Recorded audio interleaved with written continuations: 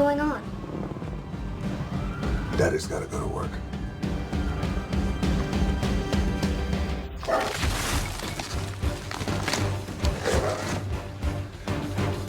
Wow, those biceps look like they're as hard as a rock. Okay, fine.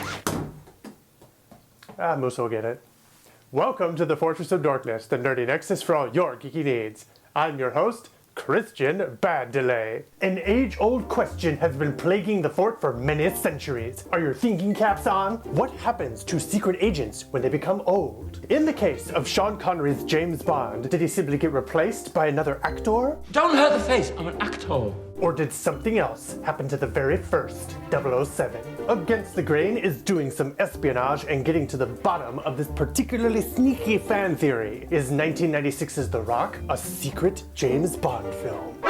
The Rock is a story of a group of ex-military men who hijack Alcatraz in the name of their fellow fallen soldiers, threatening to release an experimental United States military weapon if their demands are not met. Now, it's up to two men, a chemist slash scientist slash Coppola slash model, working for the FBI and an ex-British intelligence operative to stop them. Wait a tick, isn't that just Metal Gear Solid?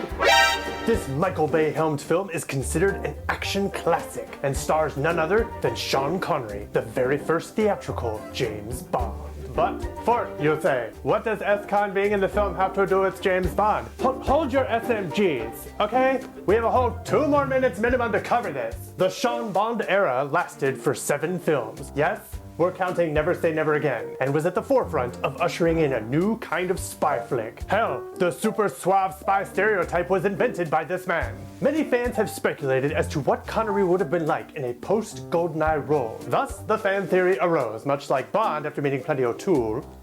Very well. If Copperfield I must, then Copperfield I shall. That Connery's role in The Rock was actually one final attempt at a Bond film done right by Bayhem standards. awesome barbecue, awesome pool.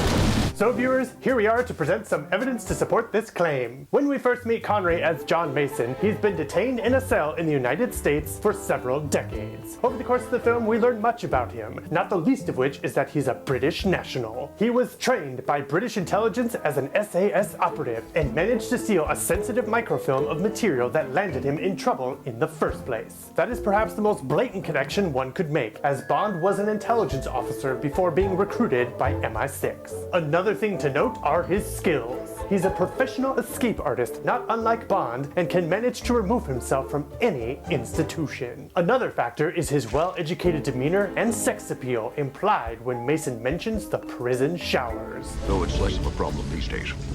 Maybe I'm losing my sex appeal.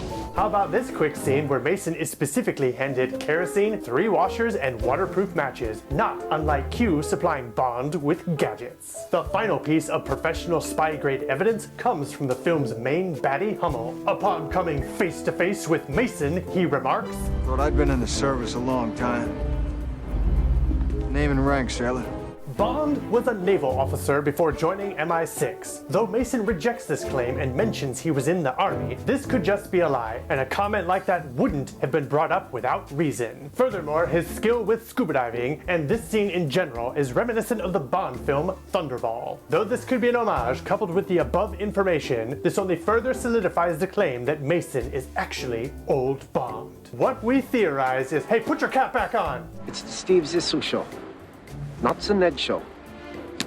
That if this theory is accurate, Bond was sent to recover Hoover's files for MI6, only to be captured, at which point England denied the existence of John Mason, aka James Bond. If you believe in the multiple Bond theory, which we'll cover in another video, then Connery's retirement as Bond could have been more circumstantial than a personal decision, what with his imprisonment and all that. But let's start shaving away at why this theory doesn't work. You the barber?